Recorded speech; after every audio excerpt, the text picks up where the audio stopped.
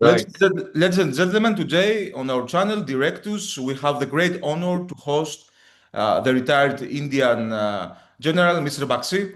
Good evening. How are you? It's a great honor to have you on our channel to discuss the burning issues relating to the latest military conflict between India and Pakistan. How are you? I'm good, thank you. It's always nice to talk to our friends in Greece. We have such strong historical ties. Yes, Uh, and so much of Hellenic art came to us via Alexander of course. 327, BCE. Yeah, yeah, So yeah. our ties go back to that time. We have many Our ties common. go back to that time. Yes. Mr. Bakshi, we have seen that in the Pakistani attacks against India, Turkish drones played a central role. Drones that India successfully countered, of course, with the appropriate technology. But what is the climate for Turkey in India now? I can see that there is a big wave of anger against Turkey in India. We have boycott Turkey, and is the first trend in all Indian social media. So, which measures will India take against Turkey and against its interference in the region and in the Pakistan?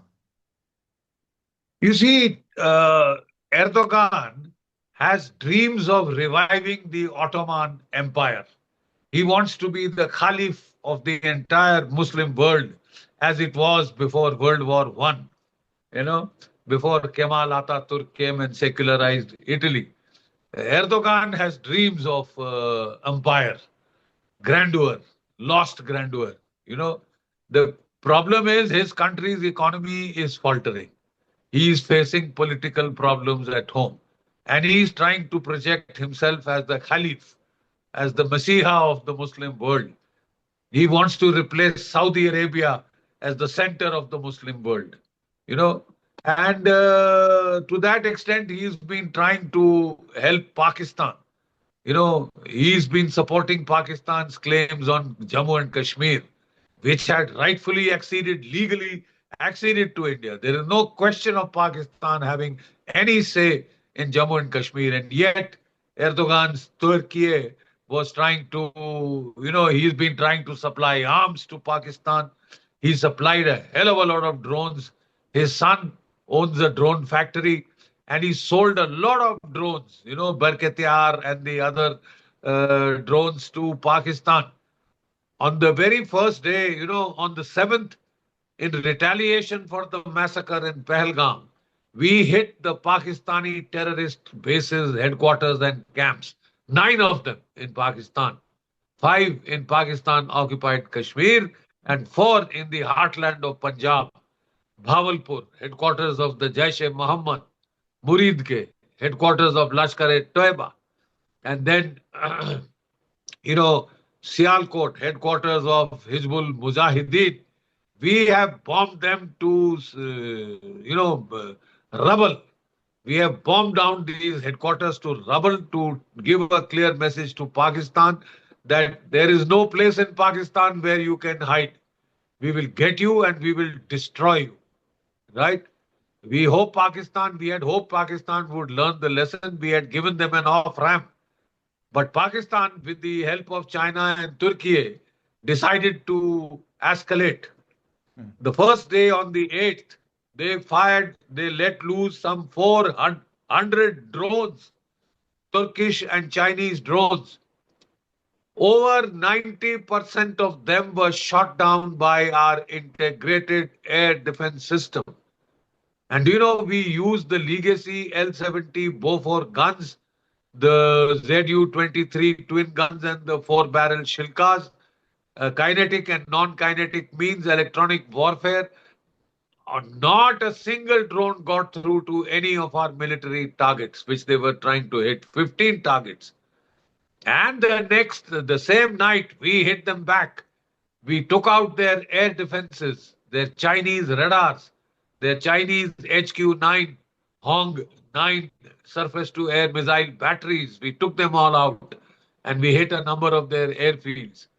And then Pakistan retaliated with tactical ballistic missiles, which could have a nuclear warhead or a conventional warhead. And they fired one towards Delhi and one towards Amritsar.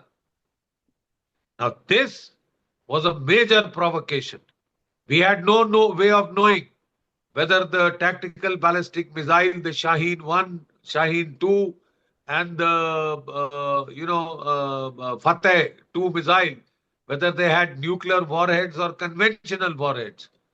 So we decided to hit out of the 12 Pakistani air bases, 11. We have pulverized 11 Pakistani air bases, including the one at their capital, Islamabad, which is the Noor Khan air base. And then we hit the Sargodha, their main air base, which has, tunnels where their nuclear warheads are stored in the Kirana Hills.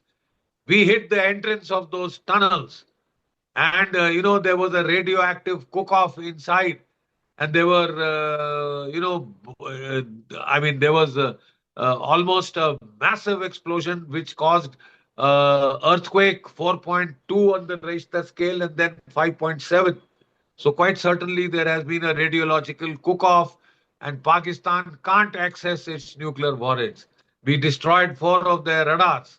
We have, shot down 4 F-16 fighters and destroyed 4 on the ground. So 8 F-16 fighters gone, 2 Mirages gone. And also we have knocked down, we hit 1 AVAC, Swedish AVAC on the ground. And next we hit, the 1 AVAC with our surface to air S-400 Russian missiles, which can see up to 600 kilometers with their radar and knock down enemy aircraft at 400 kilometers range. That means any aircraft taking off anywhere in Pakistan can be shot down by us, right? We hit their Rahim Yar Khan base, Karachi base, and all 4 major radars, including American radars and Chinese radars, were knocked out. Their surface-to-air missile batteries were knocked out. And Pakistan has suffered extensive damage. 9 terrorist bases destroyed, 11 air bases hit very hard, 4 radar sites gone, and about 14 aircraft destroyed, including 1 IL-78 air-to-air refueler, 1 C-130 transport. So about 13 aircraft have been destroyed, either on the ground or in the air. And Pakistan tried to spin a yarn that it had shot down 3 Rafales and 2 other Indian fighters. Bullshit. They haven't been able to produce any evidence towards that end. And the simple fact is we had used pilotless target aircraft with the electronic payloads to depict our Pakistan.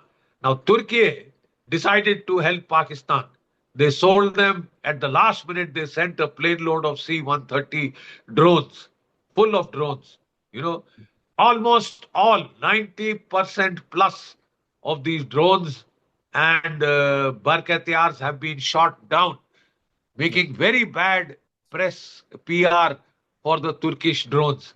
I don't think anybody will waste money on Turkey's drones because they don't work.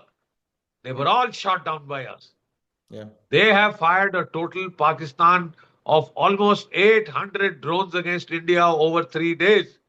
And almost 95% of them failed to come anywhere close to our targets. Our air defense was so good. We have a satellite navigation system up there. We don't need the GPS. We don't need the GLONASS. We don't need the Chinese Bidiao navigation system. We have our own, which gives us accuracy of 1 meter circular error of probability. Yes. So with that, our offensive and defensive operations have been greatly helped technologically. We have used our BrahMos supersonic cruise missiles to knock out their air bases, crater their runways, destroy their radars, and hit their nuclear weapon storage sites. Right? Our Akash surface-to-air missiles have performed wonderfully well. In single shot, they had 88% kill probability. And fired in salvo, the kill probability was 99%. So I think we've done as good, if not better than even Israel, in our air defense. And in our air attack, we use the Israeli Harpy drones, Horop drones, to hit wherever the Pakistani radars opened up. These are radiation homing drones. They destroyed their radars.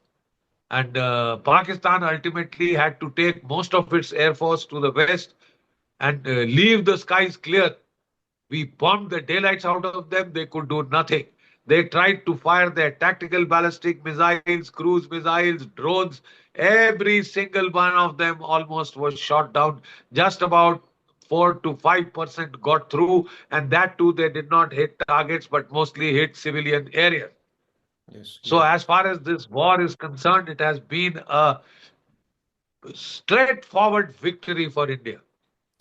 Foreign experts like Tom Cooper, an Austrian military aviation specialist, and we have John Sinclair and experts from the King's College in London who are saying India has won a clear victory. It was able to do escalation dominance.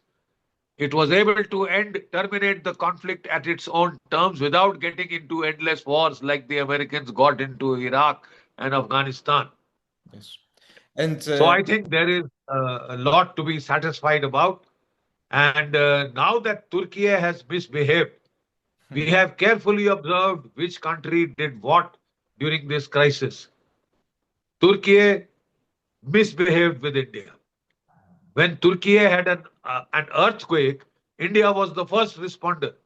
We sent our national disaster response force teams to dig out their people from under the rubble. And this is how Turkey has repaid us. So too can play this game. We would be happy to help our friends in Greece. We would be happy to share with you. We can sell you our BrahMos supersonic cruise missiles, which just can't be intercepted. They have worked so well. They are combat tested. We can sell you our Akash surface-to-air missiles. We can send you our Pinaka multi-barrel rocket launch systems. And we have developed the ATAGS, Advanced Towed Artillery Gun System. This is 155 millimeter gun, which is better than the American gun of the same class. The American guns fires to 45 kilometer, we fire to 48. They fire 3 rounds per minute, we fire 5 rounds per minute. So Indian defense equipment is combat proven, and you have problems with Turkey. We will like to pay Turkey back in the same coin. And should Greece want, we would be happy to sell to Greece at our weapon systems which are combat tested, and could create serious problems for Turkey if it ever decides to have a conflict with Greece over Cyprus or any other issue. yes. So you believe that will the Indian presence in the Eastern Mediterranean or in the Aegean Sea will give an emphatic response to Turkey? Because as you told before, Turkey is provoking Greece and Cyprus. How will respond to Turkey, Greece and India? This is my last question. Absolutely, tit for tat. We will pay you back to Turkey back in its own coin. All the drones and weapons that Turkey supplied, including 2 mobile command and control centers for air defense, they were blasted by us. They were blasted by us at the Noor Khan Air Base, right? And Turkey is now planning to give them surface-to-air missiles because the Chinese surface-to-air missiles simply failed. It has been a PR disaster for Chinese firms. Their stocks of the Chengdu Corporation, Avic Corporation have fallen very steeply as a result of the conflict that was fought, where their weapon systems failed so badly, so dismally against India. So Turkey's weapon systems have failed. His son, Erdogan's son, runs that drone factory, which sold hundreds of drones to Pakistan, none of which have worked. So they have made a lot of money from Pakistan by giving them third-rate stuff which doesn't work on the battlefield. And now they can try some of their other equipment. We will destroy it. But it will not be a one-way street. If Turkey can sell weapons to Pakistan, so can India sell weapons to Greece and pay it back in its own coin. And should Turkey misbehave beyond that, Turkey should not forget that India is a nuclear power. We have the second largest army, fourth largest air force, fourth largest navy in the world, right? And it will be very tough for Turkey if it decides to intervene in any conflict with Pakistan hereinafter. It has been put on notice that unfriendly acts like this, that there are Turkish companies trying to do business in India, they can pack up and get lost. Yes. We would welcome Greece to come in their place and take on that cargo handling and other things in case you want to. Our doors are open to Greece. Greece and India have long-standing civilizational ties. And it is time that Turkey is made to pay for its ambitions, unwarranted ambitions of being a global caliphate, heading a global caliphate and creating jihads and violence and fasad and bloodshed all over the world. They should learn to mind their own business and stay within their own borders. Otherwise, people will pay them back in their own coin. Yes. Mr. Bakshi, thank you so much. It was a pleasure to have you here. God bless you. God God bless. Long live India-Greece friendship. Thank you. Jai Hind. Jai Hind. Thank you. Jai Hind. Jai Mas.